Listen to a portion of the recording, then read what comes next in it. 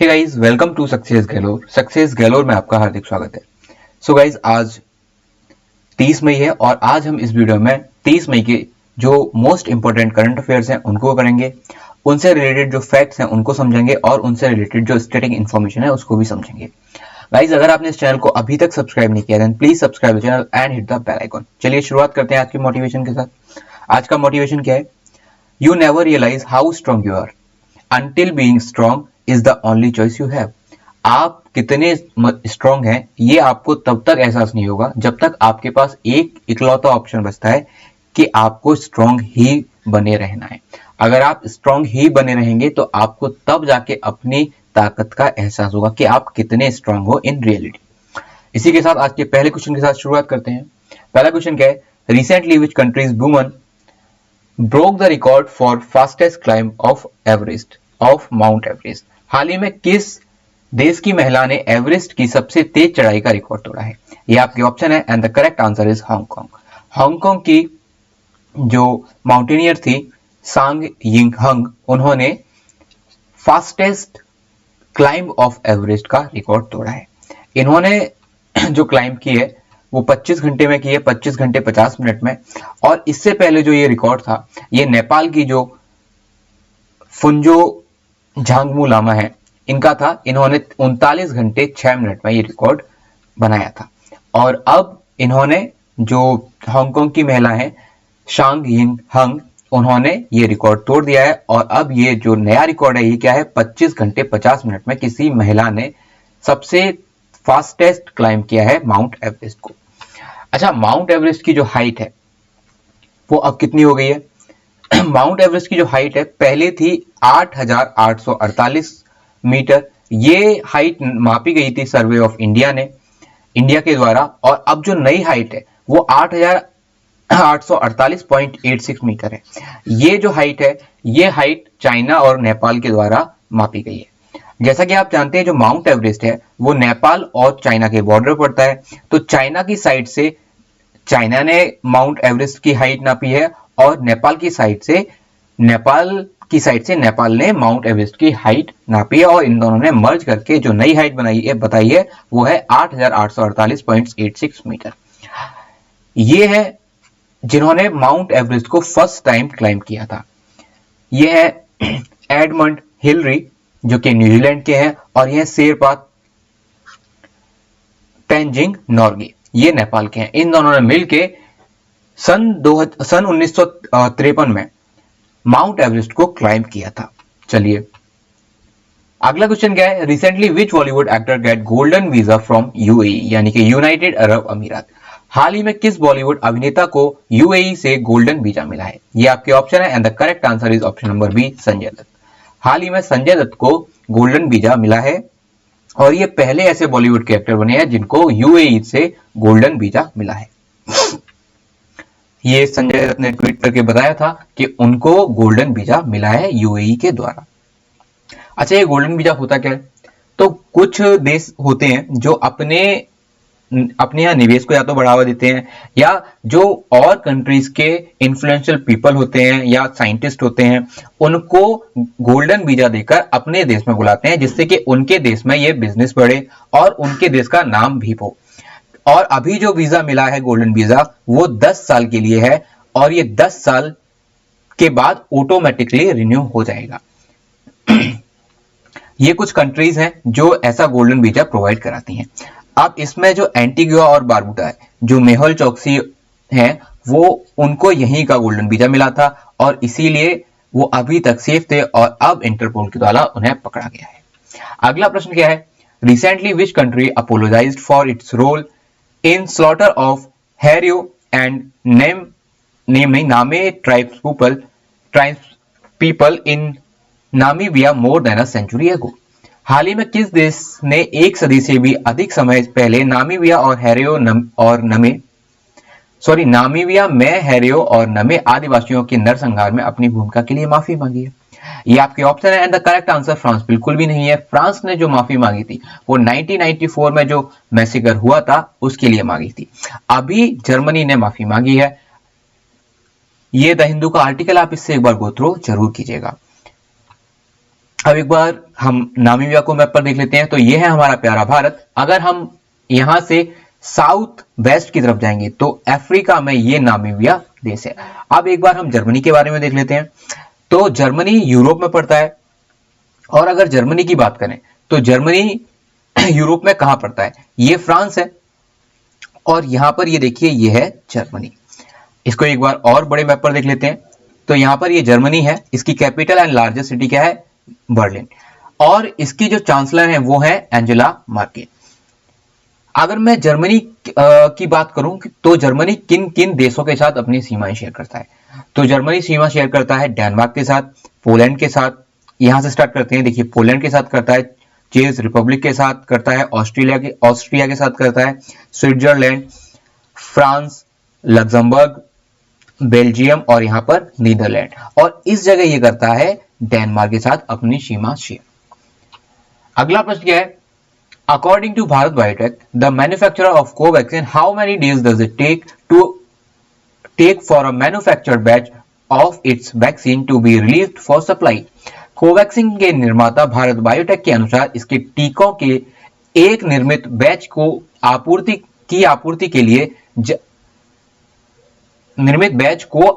के लिए जारी करने के लिए कितने दिन लगते हैं? मतलब कितने दिन में इनका एक बैच आपूर्ति के लिए बन जाता है? ये आपके ऑप्शन है, and the correct answer is option number D, 120 days. ये द हिंदू का आर्टिकल है, आप इससे एक बार गो थ्रू कीजिए।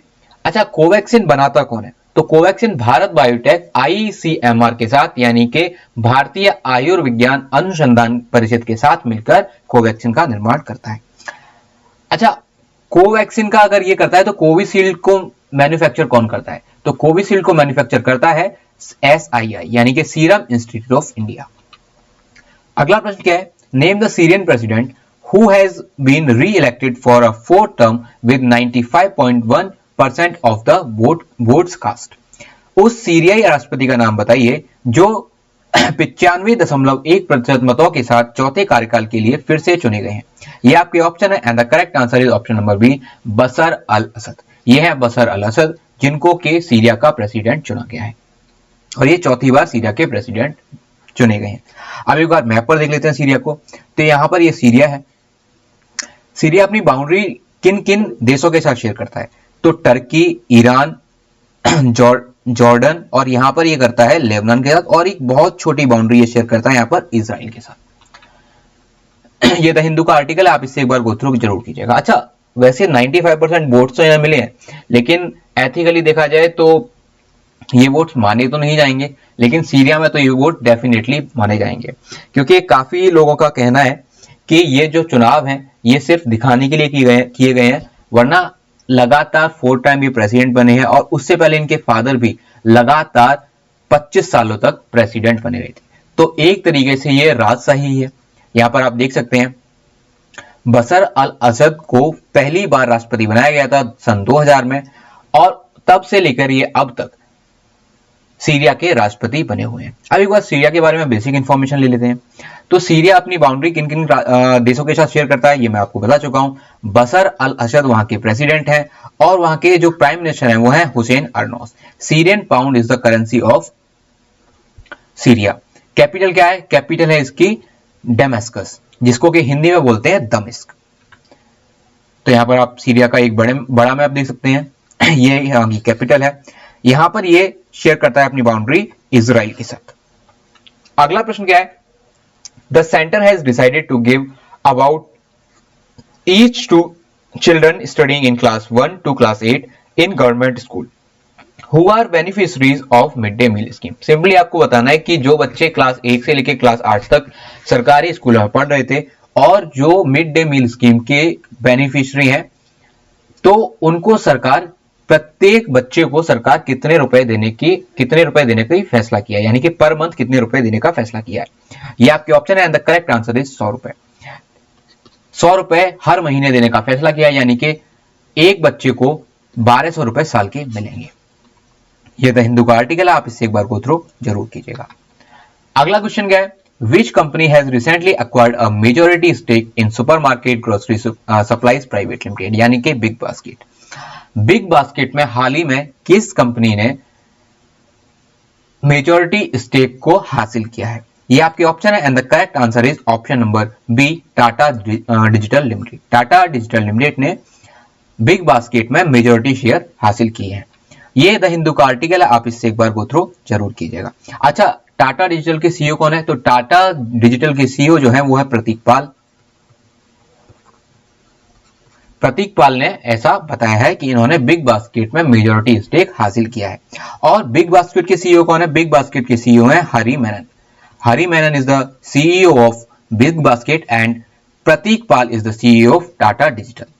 अगला प्रश्न क्या है? Recently prime minister Narendra Modi announced a how much crore assistant for cyclone Yaas hit मतलब जो साइक्लोन यास आया था जिसने कि उड़ीसा, वेस्ट बंगाल और झारखंड को हिट किया था, तो प्रधानमंत्री नरेंद्र मोदी ने उस यास चक्रवात से जो प्रभावित प्रदेश हैं उनको उस चक्रवात में जो नुकसान हुआ है उसके लिए जो सहायता पैकेज लॉन्च किया है, तो वो कितने करोड़ का है? ये आपके ऑप्शन है and the correct answer is 1000 crore. Option number B is correct answer, जिसमें कि 500 करोड़ ये उड़ीसा को तत्काल रूप में भेजेंगे और बाकी जो 500 करोड़ है वो वेस्ट बंगाल और झारखंड में बांटे जाएंगे। ये द हिंदू का आर्टिकल है, आप इससे एक बार गो थ्रू जरूर कीजिएगा। अगला प्रश्न क्या है? World digestive health day is being observed every year in world wide. World digestive health day यानी कि विश्व पाचन स्वास्थ्य दिवस हर साल दुनिया में किस दिन मनाया जाता है? तो करेक्ट आंसर है ऑप्शन नंबर बी, 29 मई। 29 मई को पूरी दुनिया भर में वर्ल्ड डाइजेस्ट हेल्थ डे मनाया जाता है। अगला प्रश्न क्या है? Who becomes the first female president of Musee du Louvre, the world's largest museum in Paris. जो मुसी डू लवर है, जो कि पूरी दुनिया का सबसे बड़ा म्यूजियम है, जो कि पेरिस में है, फ्रांस में, तो उसमें 228 सालों में पहली बार एक महिला प्रेसिडेंट बनी है। आपको उस महिला का नाम बताना है। ये आपके ऑप्शन है and the correct answer is option number A, Laurence des Cars is the correct answer.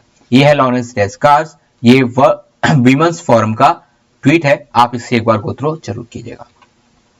अब अगर बात हो रही है फ्रांस की, तो एक बार इसकी लोकेशन देख लेते हैं।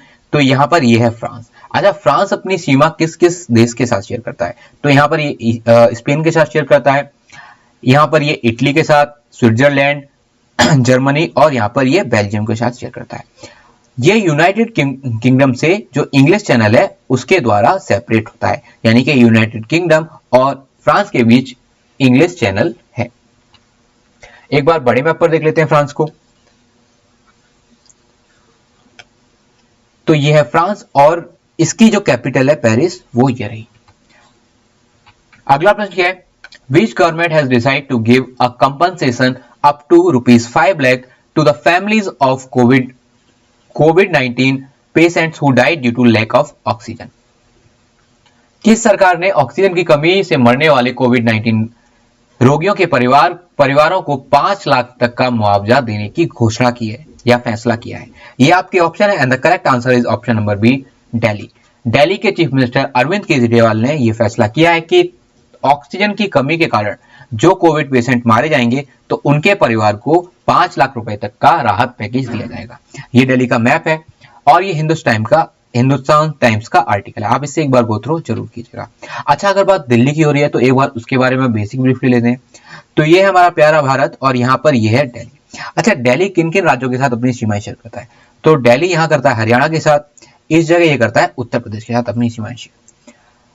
दिल्ली की स्थापना कब हुई थी? तो 1911 में इसकी स्थापना हुई थी और 1956 में इसको यूनियन टेरिटरी बना दिया गया था। दिल्ली के चीफ मिनिस्टर कौन है? अरविंद केजरीवाल दिल्ली के मुख्यमंत्री हैं और अनिल बैजल यहाँ के लेफ्टिनेंट गवर्नर हैं। अगला प्रश्न क्या है? What is Covishield that was recently approved by ICMR? Covishield क्या है जिसे हाल ही में आईसीएमआर द्वारा अनुमोदित किया गया था? ये आपके ऑप्शन है and the correct answer is option number B, covid self test kit है कोविशील्ड। ये द हिंदू का आर्टिकल है, आप इससे एक बार गो थ्रू जरूर कीजिएगा। अच्छा, कोविशील्ड जो टेस्ट किट है, जो कोविड सेल्फ टेस्ट किट है, वो बनाया किसने? तो वो माई लैब ने बनाया है, माई लैब ने उसका निर्माण किया है। अब एक बार बात कर लेते हैं आईसीएमआर की। तो अगर हम आईसीएमआर की बात करें, Indian council of medical research, इसकी स्थापना हुई थी 1949 में। इसके जो डिपार्टमेंट हेड है, डायरेक्टर जनरल है, वो है बलराम भार्गव। ये है बलराम भार्गव। आप इससे एक बार गो थ्रू जरूर कीजिएगा। ये आईसीएमआर के बारे में ब्रीफ है। अच्छा, आईसीएमआर की पेरेंट ऑर्गेनाइजेशन आईसीएमआर की पेरेंट ऑर्गेनाइजेशन जो है वो है ministry of health and family welfare. इसके जो मतलब मिनिस्टर हैं वो कौन है? इसके मिनिस्टर वही हैं जो अर्थ साइंस के मिनिस्टर हैं। तो doctor Harshvardhan is the minister of health and family welfare. So guys, this is the end of this video. अगर आपको ये वीडियो अच्छी लगी हो, इन्फॉर्मेटिव लगी हो, then please like the video and share the video. And guys, अगर आपने इस चैनल को अभी तक सब्सक्राइब नहीं किया, then please subscribe the channel and hit the bell icon and join this Telegram channel. आपको इस टेलीग्राम चैनल पर मेरे हर लेक्चर की पीडीएफ मिल जाएगी।